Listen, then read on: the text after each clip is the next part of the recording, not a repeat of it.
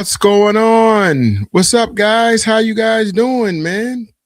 This is Jermaine McCrimmon, and you have tuned in to Humanity Unplugged podcast. I'm your host, and today we have another one for you. I just want to say thank you guys for your continued support through all our social media platforms, through all the thick and thin, the highs, the lows. You guys have continued to support us and do what we do. I'm having some technical difficulties, but we're going to push through and do what we do. We'd like to thank you guys for all the love in the prior episodes of 137. And you guys know how we give it up. Any episode that I've had in the past or may continue to put out, I will continue to give you updates as they come out. And you all know about Ebola and you know about the Hana virus and the norovirus is all kicking and jumping, and people are being infected and being quarantined and trying to stay away from other people to keep this infection down. And as you know, it's not working.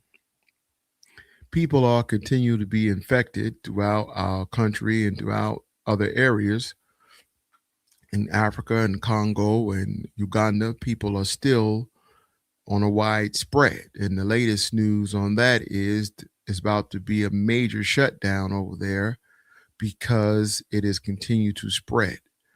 Um, this is what we are continue to go through in the last 10 years in 2020. You know, the mighty COVID, you know how things work. We lost a lot of people around that time, and America still haven't recovered from such devastation.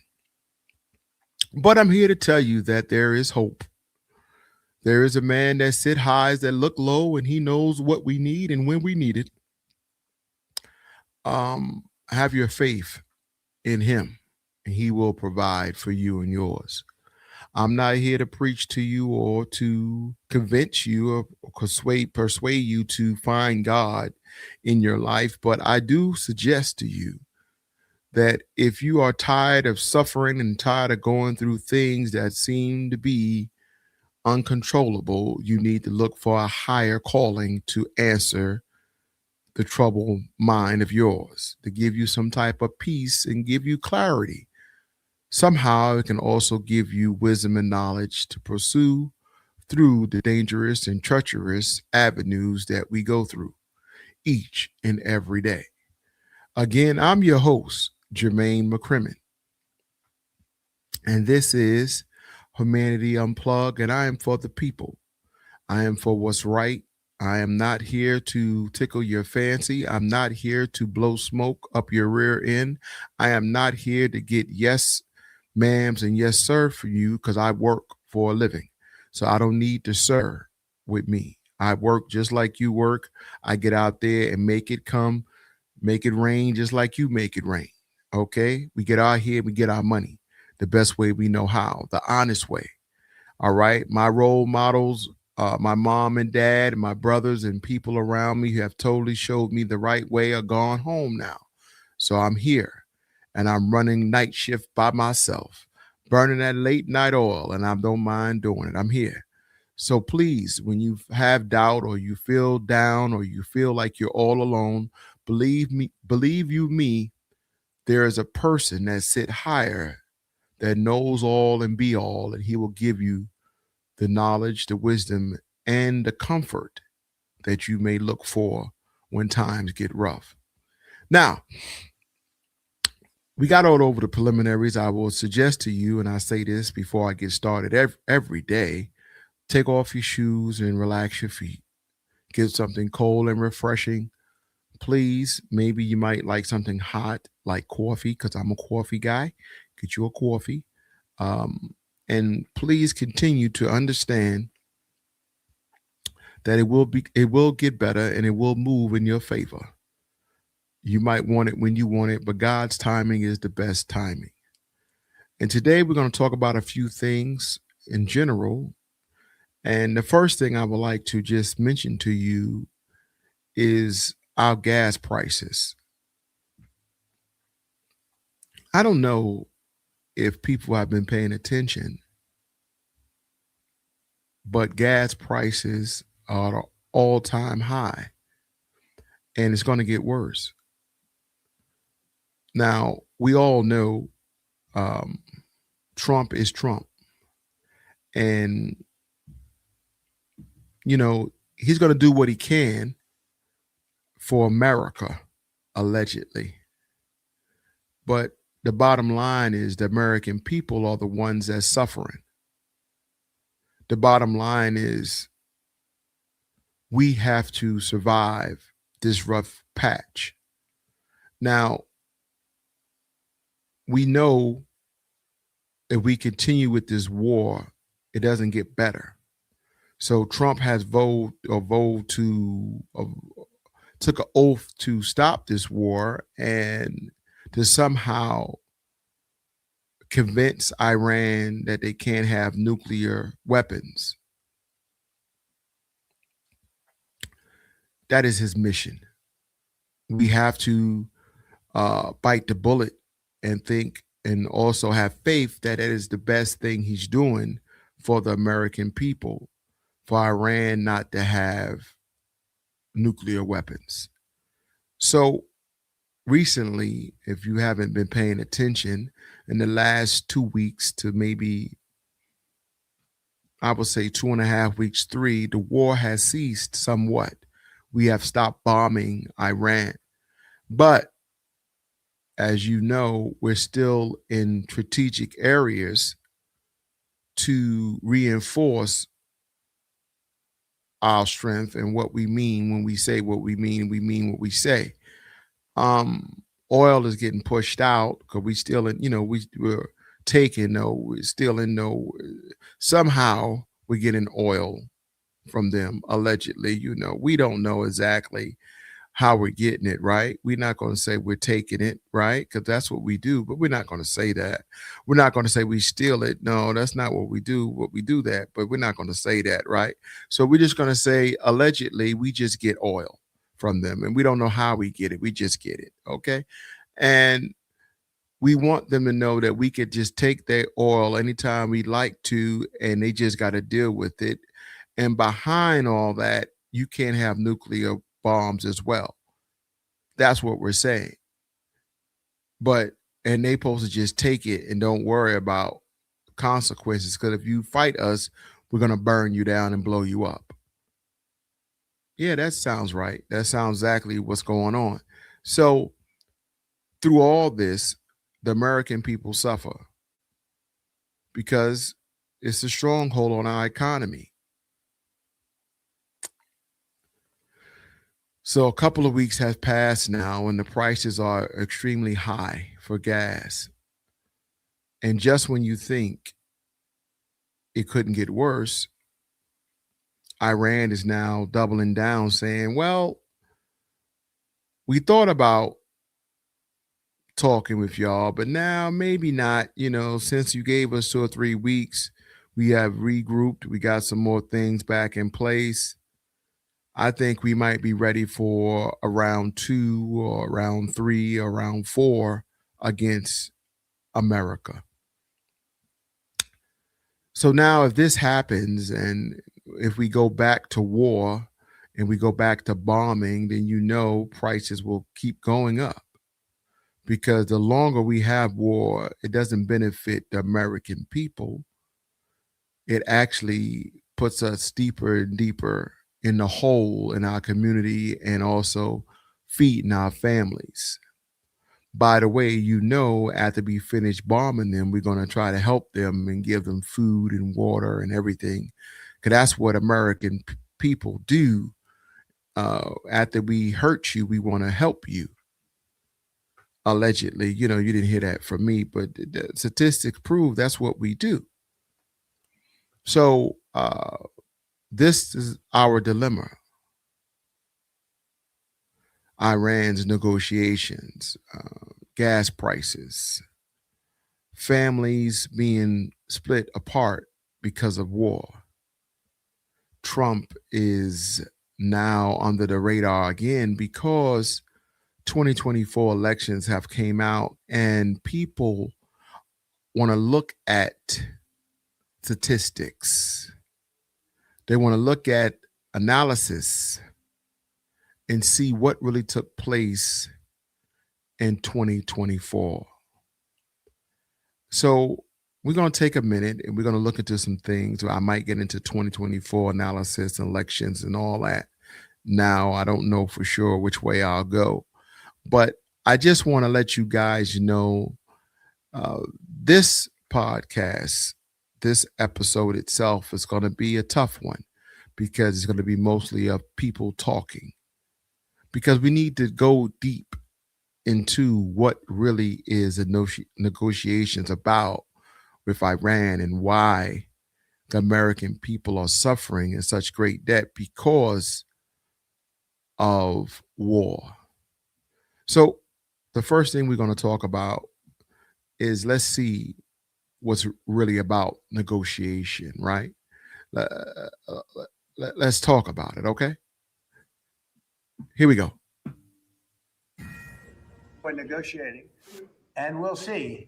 But either we're going to get it one way or the other. They're not going to have a nuclear weapon. We're going to either make sure they don't have a nuclear weapon, or we're going to have to do something very drastic. And the people of the country, I believe when it's put to the people of our country, they will all agree that we cannot let Iran have a nuclear weapon.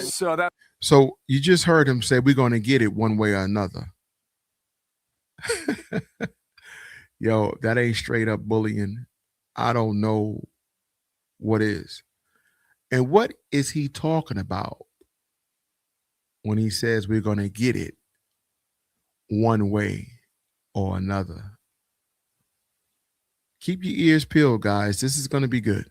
That's the statement from yesterday. The White House, President Trump laying out the state of play with Iran. Negotiations said to be heating up. The president saying he's looking to strike a deal, but keeping options open for military action. Jackie Heinrich has the update live from the North Lawn. Nice to see you, Jackie, at the White House. Good morning. Good morning, Bill. A member of Iran's parliament reportedly told state media this morning that Tehran could act first to break the ceasefire if it believed the U.S. was preparing to attack. President Trump is not giving away any clues about his next move after saying earlier this week he was willing to wait a couple of days for Iran's response, and also that he was right on the borderline of potentially resuming military action. Despite some signs of progress, there are significant disagreements over the Strait of Hormuz and Iran's uranium stockpile. If you don't know what Hormuz is, it's an area in the Red Sea over there, I believe, where they take whatever you want to do with the oil and it commutes through that area. And U.S. has convinced anyone, if you come over there, we blowing you up. We're going to tear you down. You come through here. If we don't have it, you ain't going to have it. And that's just straight what it is. It's almost like back in the day in the 80s when crack hit the poverty areas. Either you buy it from us or you get it from us, or you ain't getting it from nowhere. It's a tough life. And that's straight bullying. That's what they're doing. And it's not even their waters. It's not U.S. waters. That's Iran water. Hamas is Iran stuff. And they over there just tearing it up, doing what they want to do. How you doing? Hello. Hello. Hi. We're just going to stand here. We're going to lay in these little areas, little pockets of water. And if you come through here, okay, good night. Goodbye. Drive home safely. We're taking your head off. That's what he's doing out there. And if you don't like it, so what? Straight up. Uncut, no filter. Well, we want it open. We want it free. We don't want tolls. It's international. It's an international waterway. And they keep their highly enriched uranium. No. We get the highly enriched. We will get it. We don't need it. We don't want it. We'll probably destroy it after we get it, but we're not going to let them have it. Pakistani mediators spent the week efforting another diplomatic push that so far has not produced any results. Secretary of State Marco Rubio said any tolling system in the strait would be a death knell for a diplomatic solution, and indicated the president has several military options at his disposal. Tensions now at a head 6 weeks into the ceasefire and disrupting the president's invitation to attend his son Don Jr.'s wedding this weekend in the Bahamas. He'd like me to go, but it's going to be just a small little private affair, and I'm going to try and make it. I'm in the midst. I said, you know, this is not good timing for me. I have a thing called Iran and other things. That's one I can't win on. If I do attend, I get killed. If I don't attend, I get killed by the fake news. Most people. So, you know, he needs to go ahead and attend that wedding for his son, because the bottom line, if you don't, it doesn't look good for him. Actually prompt. First, You know what I'm saying? So he might as well go. The IRGC has reportedly also warned renewed attacks would trigger retaliation beyond its region. Bill. All right, Jackie. Thanks, Jackie Heinrich, North Lawn there. Dana's got more now. So Dan Hoffman is a former CIA station chief and a Fox News contributor. Jillian Turner said she's going to try to ask Marco Rubio about apparently the Iranians say, okay, now negotiations are going to heat up. And I feel like if we look back to every Friday for the last several weeks, that's what we report. Yeah, I think the Iranians certainly have used this ceasefire, which has gone on for weeks now, to rearm and to reconstitute. And meanwhile, they've shut down the Strait of Hormuz, disrupting the global economy. That also gives them more leverage. Had we opened the Strait of Hormuz and then begun negotiating, we would have been the ones with greater leverage. We don't just want the strait opened, as Secretary Rubio has emphasized. We want to deal with Iran's nuclear program, as well as that highly enriched uranium we want out of Iran. Why did we want to take their uranium? Why? Why? Because whoever has the uranium has the power. Whoever has that is in charge. One of the things that Marco Rubio just said, and we're going to go to him if he starts speaking live as well, is that the Strait of Hormuz must be open. It should not be allowed to become like a toll situation. He said if that becomes allowed there, you'll have at least 5 other places where that could happen around the world. And I haven't really heard them talk about that enough yet. I thought that was very smart and very important for us to think about. Let me get your thoughts on it. No, that's absolutely critical. The last thing we want is for Iran to be able to extort the region and the rest of the world by controlling the Strait of Hormuz, international transit there with a chokehold on the global economy, and taking in money that they can use to fund their weapons programs as well as their proxy terrorists in the region. We are clearly right now at an inflection point. We may proceed with negotiations, but Iran has not negotiated in good faith to this point. Remember, that's why we deployed our military assets to the region in February, and it's why we launched those kinetic strikes on Iran starting on February 28th. There was confusion or controversy yesterday. It's unclear because the Iranians obviously don't have a clear chain of command that is communicating. But the Institute for the Study of War said this about the uranium issue, that Iranian officials appear divided over potential nuclear concessions, especially whether Iran should send its highly enriched uranium stockpile abroad. Where do you think it actually sits in the negotiations? I think it's pretty murky and opaque publicly, but this is where the intelligence community is so important. And I can tell you from my experience that I expect President Trump and Secretary Rubio and the rest of the president's national security team to be relying on Director CIA Ratcliffe for those CIA sources inside Iran who can tell us what exactly Iran's plans and intentions are regarding the highly enriched uranium, and then how things are playing out inside Iran. We believe. Let me tell you, these ships that's sitting outside of Hormuz, they are so huge. These tankers are huge, and all of them are empty, so they're sitting so high. But once they get loaded down with the uranium, it's crazy. It's so crazy how the Mother Earth gives us out everything we need, want to survive, all naturally, just natural. God is such an amazing person to have thought of this ahead of time, way ahead. The IRGC is pretty firmly in control with General Vahidi in charge, but there may be fissures within the security apparatus in Iran and the decision making, and that's all for the CIA to hash out and deliver the analysis to the president so he can make the best decisions. Let me also get your quick thoughts on this, because yesterday U.S. Treasury Secretary Scott Bessent said that there are Hezbollah officials who will be sanctioned in addition as well. He said that Hezbollah is a terrorist organization and must be fully disarmed. Treasury will continue to take action against officials who have infiltrated the Lebanese government and are enabling Hezbollah to wage a senseless campaign of violence against the Lebanese people and obstruct lasting peace. From your intelligence point of view, what do you think he's learned there? Yeah, clearly we've learned something about which Lebanese officials are supporting Hezbollah. There were a couple of them, one in the Lebanese armed forces, the other an intelligence officer who were sanctioned. This is a good, solid policy where we're taking the fight to Iran's proxy terrorist, Hezbollah. Remember, Israel took the fight to them literally with that pager operation.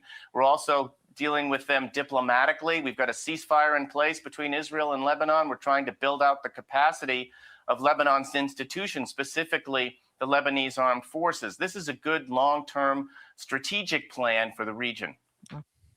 So you see that it's all about uranium. It's all about trying not to go back to war, trying not to have a toll put on Hormuz area, the waterways over there, the Red Sea, because if you do one toll, you're going to end up doing more tolls.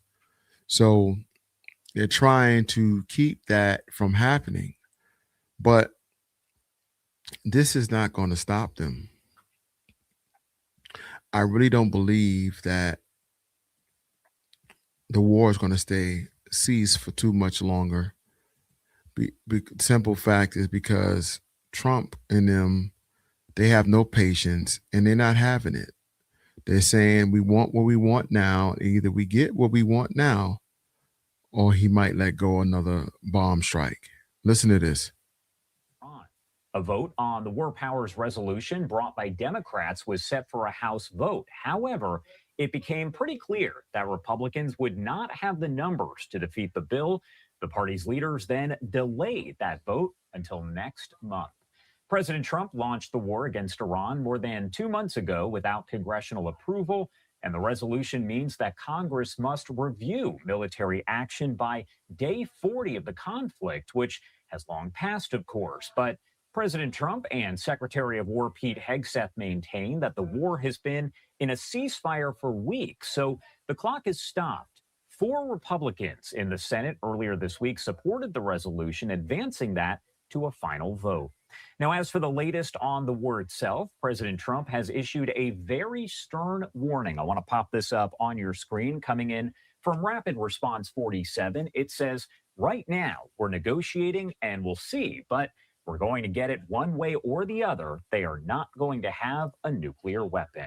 So as always, a lot to discuss here, and I do want to bring in a great friend of the show. We have Mark Chandler, lecturer and Director of Intelligence Community Engagement over at Coastal Carolina University. He is also a former senior defense intelligence official.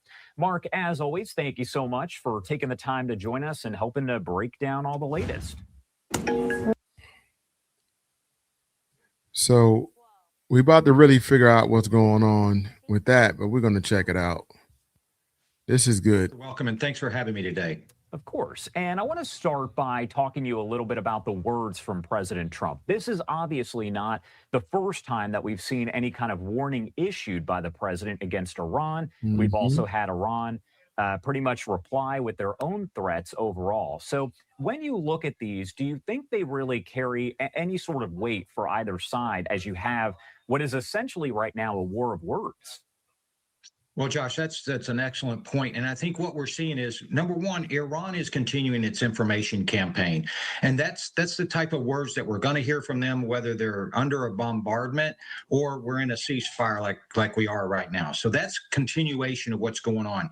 I think with President Trump, however, we see the strong statements, and we've seen those for some time. And I would say early on in the conflict or prior to the conflict, his statements were backed up with the threat of military force, and they carried a lot of weight. But what I think we've seen happen throughout the last several weeks of the ceasefire is he's continuing to make the statements, and Iran is responding by dragging out the negotiations. They're given just a little bit to kind of stave off an attack, and it seems to be working while they're still. So what he's trying to say that Iran is talking back, and they're saying, yeah, what they're going to agree to, but really they're delaying. and they're putting a delay in so they can redo their forces and get everybody back in place to come back around and fight. Still some deterrent effect that the president has. I think his message needs to probably change a little bit and be backed up by military action. It's losing a little bit of its oomph, if you will. And we've also talked a lot, you and I, and in general, about the Strait of Hormuz. That's another sticking point. We know that different countries there, the Gulf Arab nations, have said essentially that Iran cannot control it. We've also heard about tolls being charged to different vessels to get through there. So where do things kind of stand at this moment when it comes to the strait, and who really is in control? Well, I think right now you kind of see a stalemate in the Strait of Hormuz. Iran's in control, not just because they say they are, but because of the threat of military action.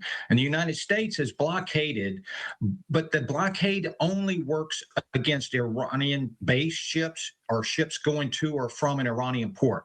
So that's a very limited thing. It doesn't affect international shipping. What affects international shipping are two things: the threat that Iran poses on there, and the fact that the shipping companies don't want to put their commercial ships in harm's way, or they don't want to pay the exorbitant insurance costs that it takes to get through the Strait of Hormuz. So essentially, it is closed. This toll thing, I know Iran keeps talking about it, and as a matter of fact, Oman has entered some conversations with Iran to look at putting tolls on that. But that's an international waterway. Tolls are illegal. One state can't control that. If you put tolls on an international waterway like the Strait of Hormuz, what's to stop through, say, the Straits of Gibraltar or the Bab el-Mandeb on the Red Sea? So that's a precedent that's not going to be set. It is illegal in international law. So I think we're just seeing a war of words, especially as Iran earlier this week expanded its line of control, throughout the entire southern part of the southern part of the Persian Gulf into the northern part of the Gulf of Oman. So I wanted to stop there, guys. I didn't want to hit you too hard and bore you to death for just talking, but I wanted you guys to understand how bad this is. This is really bad. This negotiation, or even this pause of saying we don't have war no more, but the guys are still deployed. People are just sitting there waiting. It costs us the money. It costs American people everything for the delay, just for the wait. And still, after you wait 6 weeks, 7 weeks, 8 weeks, you might even go back to war again. So it just prolongs and it just stretches over and over and over. So we may, not be clear of this till July, August. Who knows? But what I could say in my conclusion to all of this is negotiations. You do need them, but at what cost? I'm Jermaine McCrimmon. This is Humanity Unplugged. We thank you guys for tuning in. Stay safe and protect yourself at all times. Peace.